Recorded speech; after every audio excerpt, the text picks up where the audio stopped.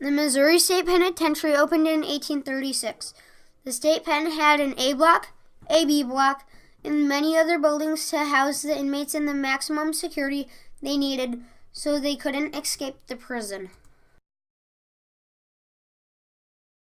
In 1954, there was a massive prison riot at the MSP. The Highway Patrol, Missouri National Guard, and Police Department from Jefferson City, St. Louis, and Kansas City came and helped. Several guards were hurt, several buildings were burned. The damage from the riot was visible for the next 10 years. The guards that got injured were severely injured. The damage to the buildings were $5 million. The prison is almost 200 years old. Right now, the prison is 181 years old. There is this one place in the MSP called the Hole, otherwise known as solitary confinement. Solitary confinement was only for the real bad inmates, like John B. Firebug Johnson. John B. Johnson was sent down there because he was charged for arson after destroying $5,000 worth of property. He was sentenced with 12 more years in the hole. Firebug was in the hole for 18 years. When he got out, he wrote a book called Buried Alive for 18 Years in the Missouri State Penitentiary.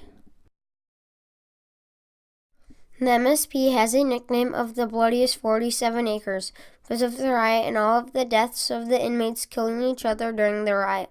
They sent in 18 troopers to lead the way. They told the inmates, "Get in the nearest cell or else we will shoot you." One of the inmates didn't listen and was shot dead. After that happened, every prisoner got in the nearest cell without hesitation. It is told that the majority of the black inmates did not participate. One of the school teachers there greatly credited two of his convict students for saving his life during the riot. The prison held some come-to-be famous people. One of the famous people who was an inmate at the state pen was Charles Sonny Liston. Liston learned to box in the MSP.